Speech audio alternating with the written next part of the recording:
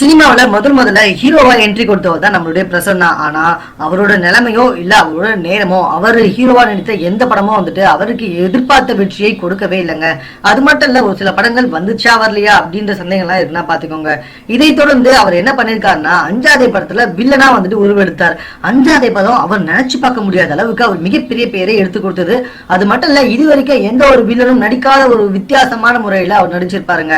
சரி, ஓகே, இதுக்கப்புறம் வில்லனா நடிப்பாரு அப்படின்னு சொல்லி எதிர்பார்த்தா மீண்டும் ஹீரோவா தான் நடிப்பா அப்படின்னு சொல்லிட்டு 2-3 படத்துல ஹீரோவா நடிச்சாரு. ஆனா அந்த படங்கள் எல்லாமே அட்டு பிளாஃபாக பயங்கரமா வந்துட்டு அப்செட் ஆயிட்டார் நம்மளுடைய பிரசன்னா.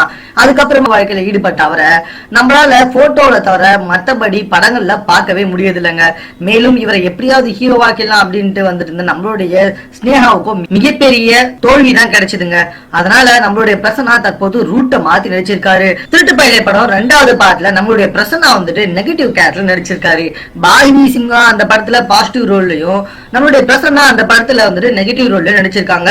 அது மட்டும் இல்லங்க, இந்த படத்துல வந்துட்டு Facebook மூலமா கிட்டத்தட்ட 3 குடும்ப பெண்களை சீட்டிங் செய்வதுதான் இந்த படத்தோட கதை. அதுல ஒருத்தவங்க தான் நம்மளுடைய அமலா பாலும். இந்த படத்துல வந்துட்டு அஞ்சாதே படத்தை விட 100 மடங்கு மிகப்பெரிய வில்லனாக வந்துட்டு பிரசன்னா நம்ம கண்ணுக்கு தெரிவாரு அப்படின்னு நம்மளுடைய டைரக்டர் ரொம்பவே உறுதியா அடிச்சு சொல்றாருங்க. எப்படியோ இந்த படத்தின் மூலமாவது வந்துட்டு ஸ்னேகாவோட ஆசை நிறைவேறினா சந்தோஷம் தாங்க. மீண்டும் பிரசன்னா இதுக்கப்புறமா நிறைய படங்கள் நடிக்கிறதுக்கும் அவருக்கு பல பட வாய்ப்புகள் தேடி வரும் அப்படின்னு இயக்குனர் ரொம்ப உறுதியா சொல்றாருங்க. மேலும் இது போன்ற செய்திகளை உடனுக்குடன் தெரிந்து கொள்வதற்கு எங்களோட சேனல்ல